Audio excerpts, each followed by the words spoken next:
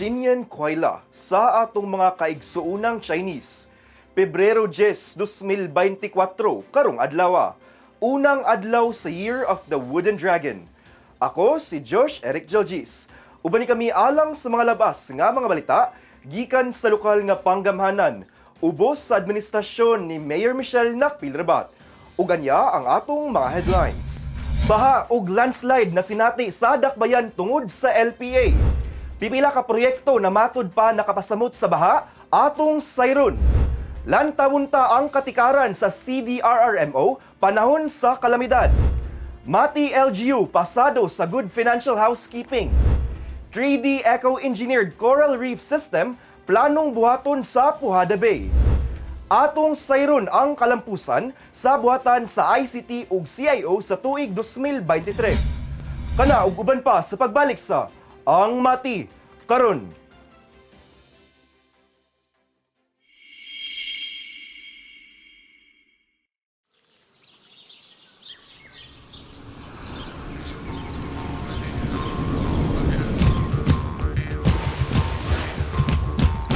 Boa noite, povo, que eu cheguei. Mais outra vez apresenta meu baianão. Povo, que eu cheguei. Mais outra. Boa noite, povo, que eu cheguei. Mais outra vez apresenta meu baianão. Essas baianas da Mati is where to be. Make it Mati. Maganahay nga di.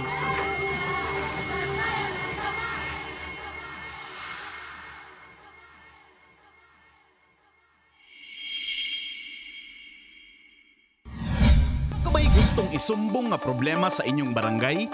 O di ka proyektong kinahanglan ninyo nga wala nga tagad? Kung kamo nangitag kadangpan sa inyong suliran, i-report na kana sa Ang Mati Karon. Kami gadawat sa reklamo, hangyo o bisan pa man unsang mensaheng gusto ninyong madunggan sa lokal nga panggamhanan.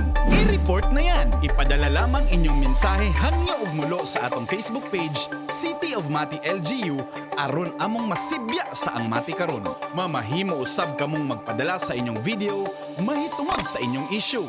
I-report na yan.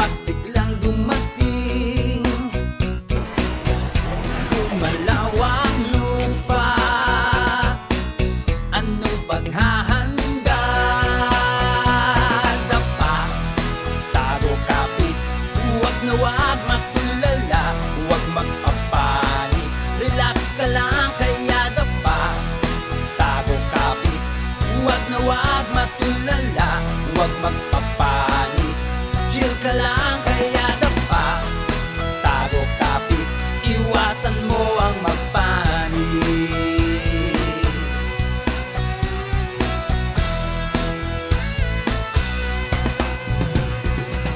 Anumang intensity, dapat handa ang sarili. May open space of safety. Always be alert and be ready. Dapa, tago, kapit, huwag na huwag magtulala, huwag magpapanik. Relax ka lang, kaya dapa, tago, kapit, huwag na huwag magtulala, huwag magpapanik. Chill ka lang, kaya dapa, tago, kapit, iwasan mo ang magpanik. Iwasan mo ang magpanik. Dumapa, magtago, kumapit. Relax at ready ka lang. Iwasan mo ang magpanik. Dumapa, magtago, kumapit. Relax at ready ka lang. Be alert and ready ka lang.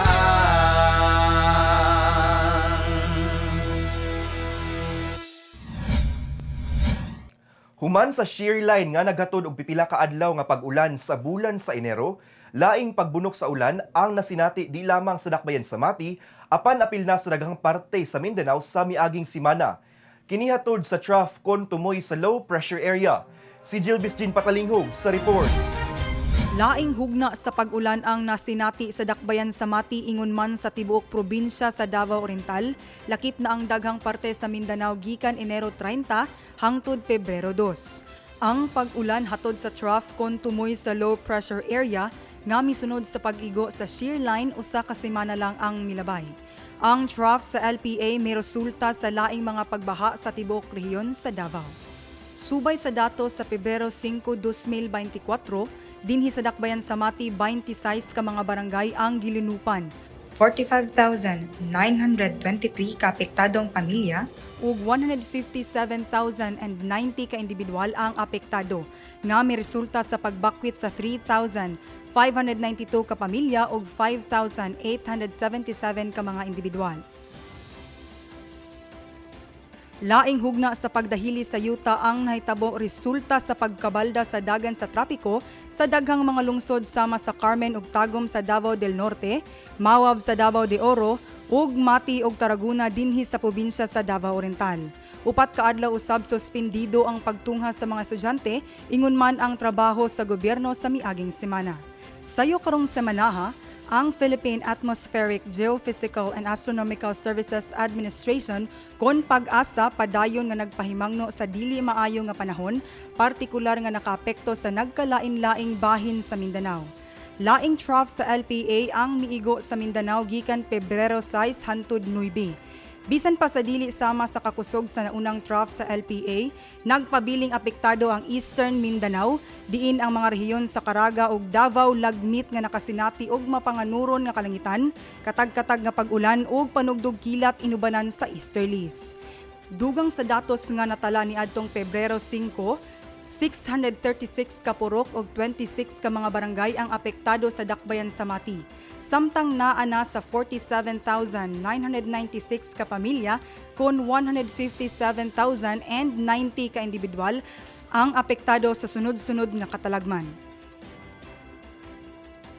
Padayon gihapon sa pagpanghatag og mga panginahanglan sama sa mga food packs, tubig, tents ug uban pa para sa mga evacuees. Samtang padayon gihapon ang mga road clearing sa mga apektadong barangay ug field validation para sa apektadong mga pamilya o individual. Sugod pa kaniadtong Pebrero 5, ang City of Mati Disaster Risk Reduction and Management Office kon CDRRMO nagpabilin nga naka-standby alang sa bisan unsang mga emerhensiya. Ang lokal nga awtoridad padayon gihapon nga nagmonitor sa mga peligrosong lugar ug mga vulnerableng barangay sulod sa dakbayan. Ug giawhag ang katawhan nga magpadayon sa pagbantay ug pagpangandam bisan pa sa pagkunhod sa di maayong panahon. Kini si Jilbis Jean Patalinghog para sa Ang Mati karon. Tungod sa sagunsong pagbaha sa dakbayan, pipila ka proyekto ang nakitang hinungdan sa pagpondo sa tubig nga miresulta sa pagbaha. Kung unsa kining mga proyekto sa report. Sa milabay na mga simana, dakong pagsulay ang giatubang sa dakbayan sa Mati tungod sa pagbaha nga dala sa shear line ingon man sa trough sa low pressure area. Gawas sa paghatag og mga hinabang adto sa mga biktima, nahimong prioridad usab sa lokal nga panggamhanan ang pagsusi ngadto sa mga kasamtangang estratehiya ingon man flood mitigation didto sa mga barangay nga naapektuhan sa paglunop. Nahibaw-an sa lokal nga panggamhanan nga daghang mga infrastrukturang pampubliko ang miatubang sa pagsulay sa kalig-on, ilabi na ang mga proyekto nga imbis makatabang gituuhan nga mas nakapasamot sa pagbaha. Pipila niini nga mga proyekto gilangkuban sa rotonda didto sa barangay Dahican, culvert box sa Martinez Drive ug mga proyekto sa DPWH didto sa barangay Makambol ug Bubon. Sumala ni City Engineer Crosby Balanig, adunay panginahanglan ang mga nasambit nga lugar alang sa pagpalambo sa estratehiya sa flood control ug drainage structures. Iya usab gipadayag ang plano sa buhatan sa City Engineer ingon man sa lokal nga panggamhanan alang sa mga bahaunon nga mga lugar sulod sa dakbayan. Dugang panibalanig nga usa ka maayong estratehiya batok sa baha mao ang kombinasyon sa engineering solutions, mga interbensyon sa palisiya ug partisipasyon sa komunidad ilabi na sa pagpalapad sa mga river channels. Sa pagkakaron, padayon ang assessment sa mga apektadong lugar, inubanan sa analysis ug preparasyon sa detailed engineering designs sa improved drainage structures. Samtang gisuwayan sa pagkuha og pahayag ang DPWH 2nd District Engineering Office, bahin niini nga issue apan mibalibad ang buhatan ug mihatag na lamang og datos sa mga passable roads sulod sa dakbayan kaniadtong Pebrero 5, 2024 nga mao ang musunod. Ang milabay nga mga hagit sa baha sulod sa dakbayan sa Mati ingon man sa Rehiyon 11, nagpasiugda lamang sa importansya sa komprehensibo ug maampingong pagplano sa mga proyektong infrastruktura inubanan sa mga estratehiyang makaandam sa katawhan sa panahon sa katalagman. Ang buhatan sa Mati City Disaster Risk Reduction and Management Office kon CDRRMO ang nanguna sa pagresponde sa mga emerhensiya atol sa halos 2 ka semanang pagbundak sa kusog nga ulan nga may resulta sa dakong pagbaha ug mga pagdahili sa yuta sa dakbayan sa Mati. Atong lantawon sa report ni Nash Tiguelo ang katikaran sulod sa CDRRMO sa sulod sa milabayng 2 ka semana.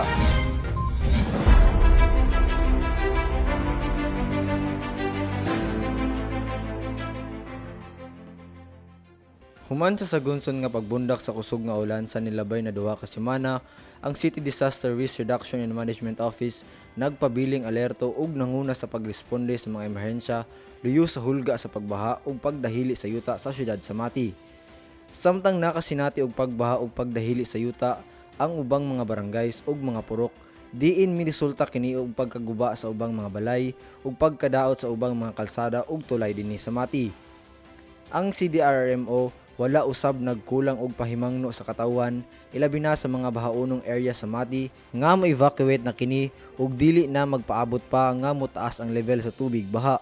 So gisulod na mo ang matag balay nga kinahanglan nga mo-evacuate na gid sila. Apan usahay ang mga tao usahay lagi di isab maminaw pod kung evacuate na samtang gamay pa ang tubig. Subay sa datos sa Pebrero 5, 45,923 ka pamilya kun 157,090 ka individual ang apektado sa pagbaha ug pagdahili sa yuta sa 26 ka barangays. Dugang pa, anaa usab 35 ka panimalay ang totally damage. 3,592 ka pamilya kun 5,877 ka individual usab ang na-rescue sa CDRRMO ug nag-evacuate sa mga evacuation areas sa mga barangays. Walay natalang patay, nawala o na-injured sa maong katalagman. Nahatagan usab ang mga apektado og mga food packs, tubig, blankets, tents o guban pang mga panginahanglan. Sumala pa ni Richie Rojas, operator sa CDRRMO, na kulang ang ilang mga personay nga moresponde sa 26 ka mga barangays sa panahong anaay dakong emerhensya nga sama niini kusog nga pagbundak sa ulan. Upat lagid mi taon pero sa kadako sa baha. Pero ang action officer ug ang barangay captain didto nagpahimanglo sa mga tao nga mo-evacuate apan ang uban digid maminaw. May nalanggani kay nakabot ang personnel sa CDR pinanguluhan sa among team, among gipasabot ang mga tao nga kung pwede mo evacuate lang mo For the meantime, kaya nagkahapon ang oras nakakusog ang tubig sa baha. Bahala na ugma, pwede sila mobalik or na isa mabilin silang panimalay. Importante, mga bata, tigulang, buntis, babae nga maka-evacuate gid sila sa evacuation center dito sa may Makambol. Mo na ang ginabuhat. Ginasuong na mo dito, nagabar down, ang among sakyanan maigo na sa bato or maligiran, landslide may pero ginasuong yan na po, matumbahan og kahoy, ginasuong. Kay kami nagadala-dala po ng mga unit og sinso kung magian mi kahoy among nang ginaputol para pasabol lang nga magian, maabot gid sa barangay nga ma-rescue lang gid ang mga tao, madala sa evacuation center. Apan bisan pa man kulang ang mga personay sa buhatan sa CDRMO ug delikado ang ilang trabaho, padayon gihapon kining gaserbisyo ug gasakripisyo sa ilang kinabuhi alang-alang sa kaayuhan ug kaluwasan sa katawan sa panahon sa kalamidad ug crisis. Amo gyapon gibuhat sa tanan sa personay sa CDR kauban ng public safety, unsa pa mga volunteer nga naa didto nga niabot aron tabangan ang mga tawo nga makuha sa mga naigo sa baha. So among gibuhat, gidala sila sa evacuation, nagkinabangay ang barangay nga masip sila.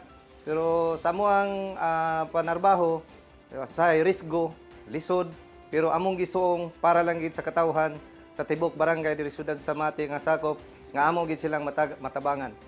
Sa kasamtangan, gimugna sa City of Mati LGU ang Incident Management Team nga gipangunahan sa Mati CDRMO aron sa pagpangandam sa mga moabutay pangkatalagman.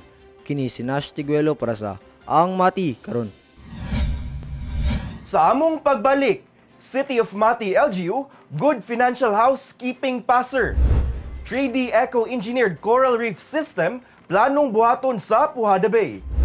Ug atong sayron ang kalampusan sa buhatan sa ICT ug CIO sa tuig 2023. Kana sa pagbalik sa Ang Mati Karon.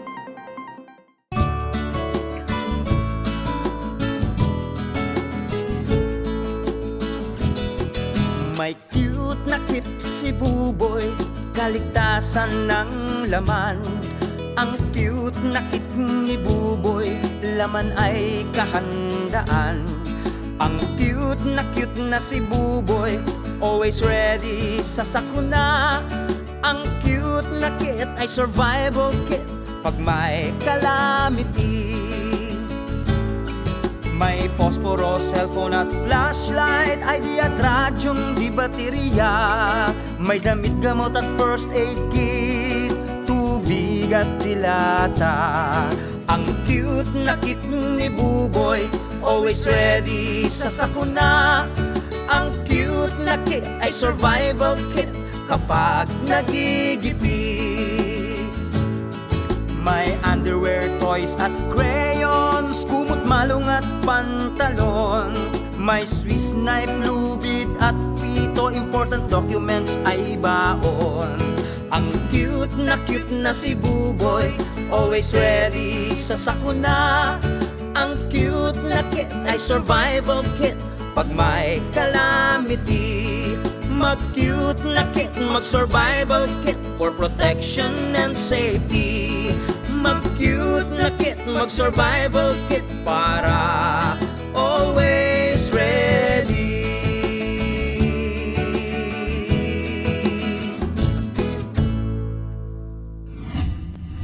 Human gipasidunggan ang City of Mati LGU, isip awardee sa Seal of Good Local Governance sa tuig 2023, pasado usab ang lokal nga panggamhanan sa 2023 Good Financial Housekeeping kon GFH.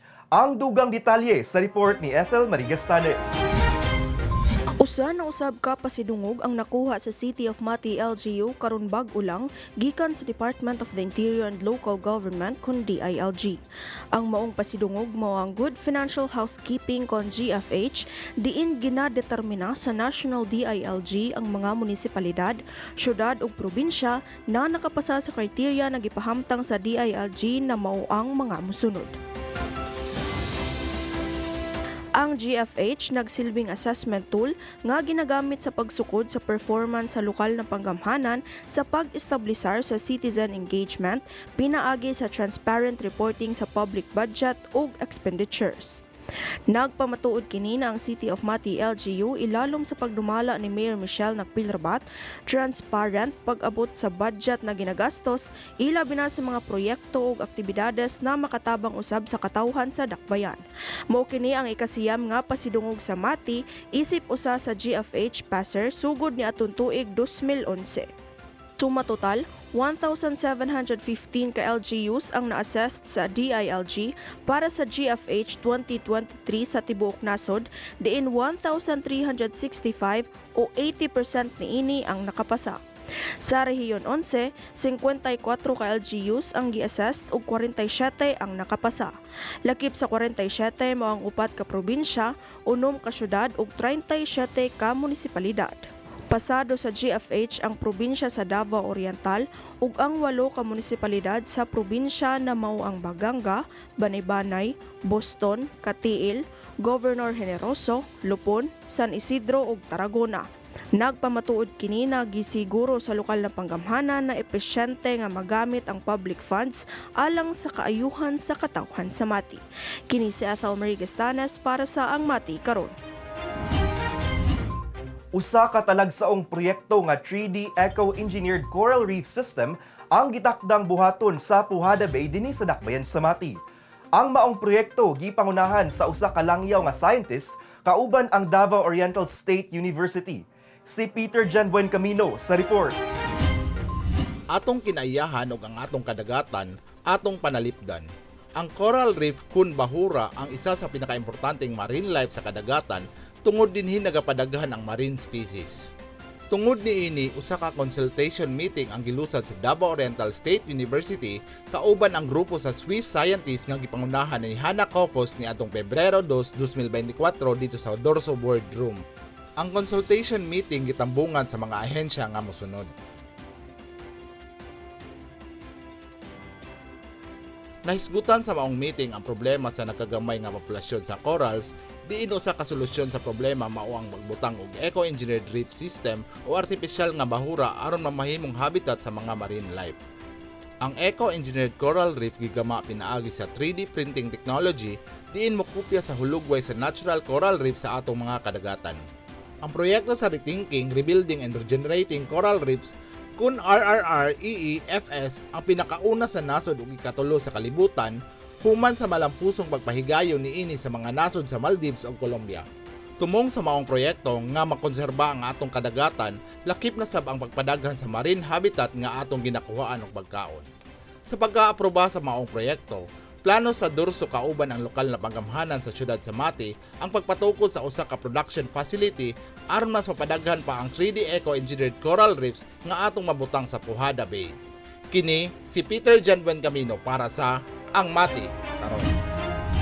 Ang buhatan sa City Information Office ug ang Information and Communications Technology ang duha sa mga bag-ong buhatan sa City of Mati LGU na lambigit sa paspas, sakto ug tinuod nga paghatod sa mga impormasyon gikan sa lokal nga panggamhanan padulong sa katawhan sa Mati pinaagi sa bag-ong teknolohiya. Atong lantawon ang accomplishment reports sa CIO ug ICT alang sa tuig 2023 sa report ni Jasmine Tia.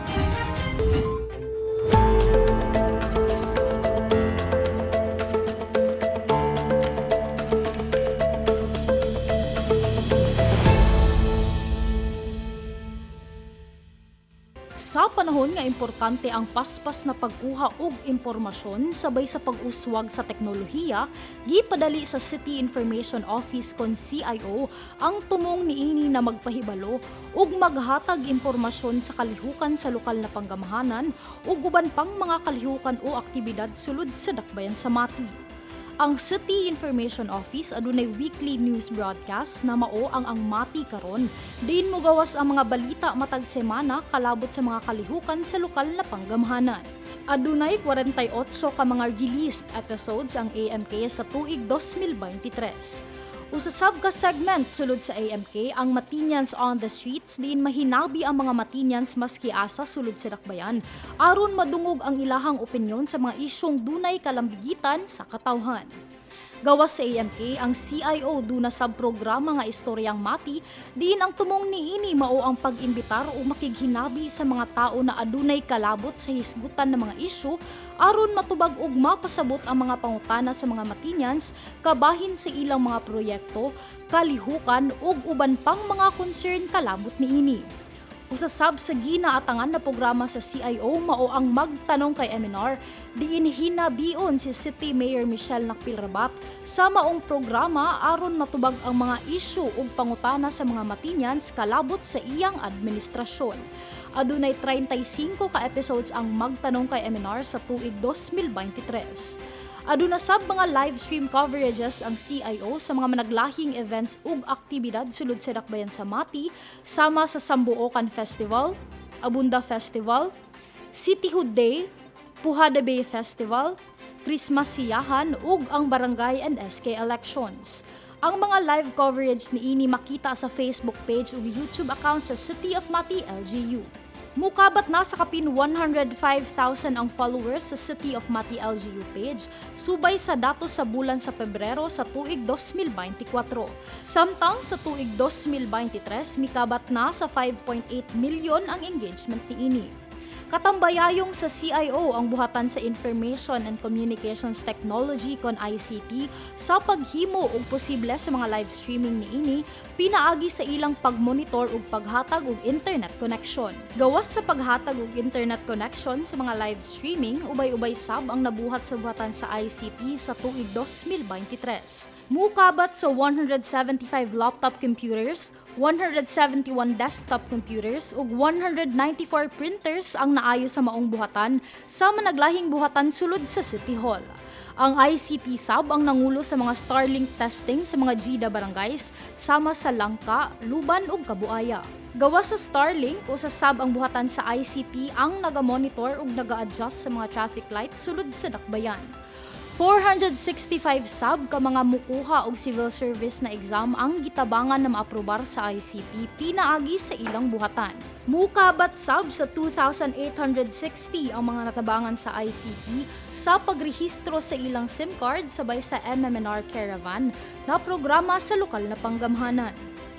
Sa tuig 2024, padayon ng ICT ug CIO sa paghatag og bag-o ug tinuod na impormasyon para sa kaayuhan sa mga Matinyans ug para maghatag og labas na mga balita sulod sa dakbayan sa Mati. Kini si Jasmine Tia para sa Ang Mati karon. Anya ang atong dengue updates ug orden de ejecutibo. Apil na ang mga aktibidades sa atong halangdong Mayor Michelle Nakpilrabat karong simanaha.